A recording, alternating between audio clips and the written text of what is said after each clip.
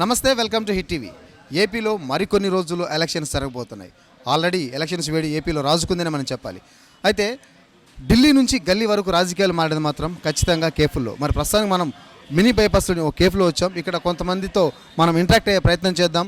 మరి ఇప్పటి వరకు పాలించినటువంటి వైసీపీ గురించి వాళ్ళ అభిప్రాయం ఏంటి, మరి టీడీపీ జనసేన కూటమి గురించి వాళ్ళు ఏమనుకున్నారు, రాబోయే 24 ఎలక్షన్స్లో ఎవరికి అవకాశం ఉందో ప్రజల మాటలో తెలుసుకుందాం పదండి. సో ప్రజల్లో మనకు భిన్నాభిప్రాయాలు వ్యక్తం అవుతున్నాయి. ఒకరు పాజిటివ్గా మాట్లాడితే మరొకరు నెగిటివ్గా చెప్తున్నారు.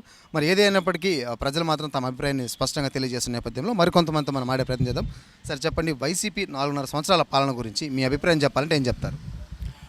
వైసీపీ 4.5 సంవత్సరాల ప్రభుత్వం అంటే ప్రతి ఒక్కరికి న్యాయం జరిగిందనే మా అభిప్రాయం.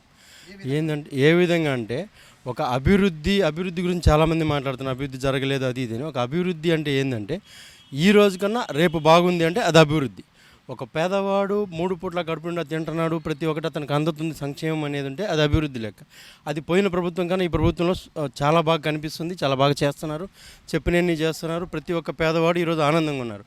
ఎక్కడో ఇక్కడ కొంచెం మంది టౌన్లో అటు ఇటు కొంచెం భిన్నాభిప్రాయాలు చెప్తున్నారు, కానీ ఒక పేదవాడి మనసులో మాత్రం ఎప్పటికీ వైఎస్ఆర్సీపీ అనేది ఉంటుంది. జగన్మోహన్ రెడ్డి ముద్ర వేసుకొని ఉన్నారు. అభివృద్ధి అనేది ఈ ప్రభుత్వంలో బాగా కనిపిస్తుంది.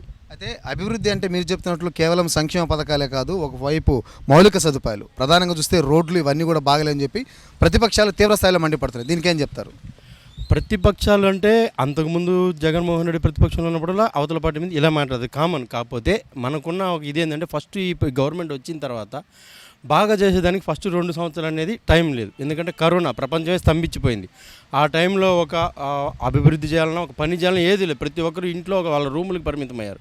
తర్వాత ఇంకా 2.5 సంవత్సరాలు, ఈ 2.5 సంవత్సరాలు అతను చేసేదానికి కొంచెం నిలదొక్కుని ఈ సంక్షేమ పథకాలు వీటన్నిటికీ డబ్బులు సర్దుకుంటూ ఇవన్నీ చేయాలి. కాబట్టి కొంచెం అభివృద్ధి ఈ బయట కూడా చేస్తున్నాడు. కానీ ఈ సంవత్సర కాలం, ఒక గడిచిన సంవత్సర కాలం నుంచి మాత్రం చాలా ఎక్కువగా అభివృద్ధి కనిపిస్తుంది. ఒక రోడ్లు అయితేనేమి, రోడ్ల గురించి క్రితం చాలామంది మాట్లాడారు. ఆ రోడ్లు అయితేనేమి అన్నీ ఈ రోజున బాగున్నాయి. ప్రతి ఒక్కటి ఈరోజు నీట్గా చేస్తున్నారు.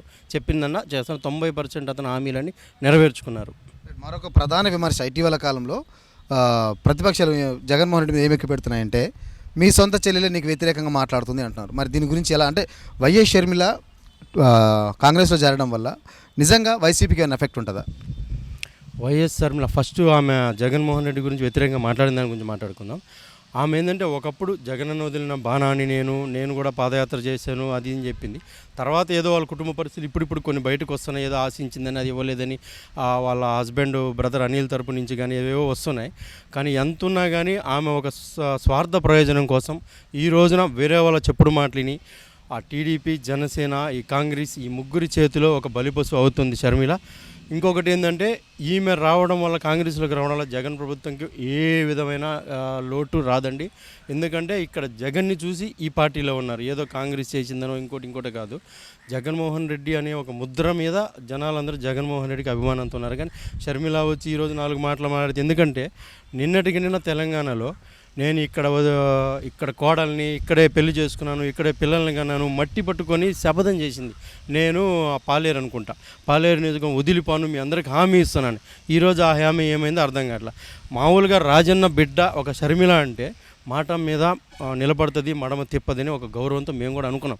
తెలంగాణలో కూడా జగనన్న చెల్లెలు ఆమె కూడా ఒక డెవలప్ అవుతుంది అనుకున్నాం. కానీ ఈ రోజున ఈ మడమ తిప్పింది. ఆ మడమ తిప్పడానికి కారణం ఏంటంటే ఇప్పుడు బయటకు వస్తున్న వెనకాల చాలా పెద్ద వాళ్ళు 3-4 పార్టీ వాళ్ళు అందరూ కలుసుకొని ఆమెను ఒక బలుపశువుని చేసి ఆమెకు ఏదో ప్రలోభాలు పెట్టి 100 కోట్లు కూడా ఏదో ఇచ్చారని ఇప్పుడు వినిపిస్తున్నాయి. ఇవన్నీ చేస్తే ఆమె అటు వెళ్ళింది. కానీ ఆమె కాంగ్రెస్లో ఆంధ్రప్రదేశ్లో వచ్చినంత మాత్రాన జగన్మోహన్ రెడ్డికి ఉన్న ఒక్క ఓటు కూడా చీల అవతలకపోదు. సో ఇప్పటివరకు మనం కొంతమంది ప్రజల్ని పలకరిస్తే వాళ్ళ అభిప్రాయాలు స్వచ్ఛందంగా తెలియజేశారు. అయితే చాలా వరకు కూడా మనకు ఎక్కడ కూడా స్పష్టత రాని పరిస్థితి మనకు కనిపిస్తుంది. కొంతమంది వైసీపీకే చేకూరుతుంటే మరి కొంతమంది టీడీపీ, జనసేన కూటమికి, కొంతమంది మాత్రం బీజేపీ జాతీయ పార్టీ కాబట్టి ఆ పార్టీ వస్తే ఇంకా డెవలప్ అవుతుందని మరికొంతమంది చెప్తున్నారు. ఏది ఏమైనప్పటికీ ప్రజలు మాత్రం ఎవరు కూడా బయట పడట్లేదు. ఎందుకంటే నిశ్శబ్ద ఓటింగ్ కూడా జరిగే అవకాశం ఉందని చెప్పి ఒక అభిప్రాయం వినిపిస్తున్న నేపథ్యంలో మరి 24 వరకు వేచి చూడాల్సిందే. మనం ఎవరు అధికారాన్ని చేజిక్కించుకోబోతున్నారంటే మాత్రం ఎవరికి అంతు చిక్కిన ప్రశ్నగా ఇది మారింది. కెమెరా పర్సన్ సునీల్తో జోసఫ్, హిట్ టీవీ, నెల్లూరు నుంచి.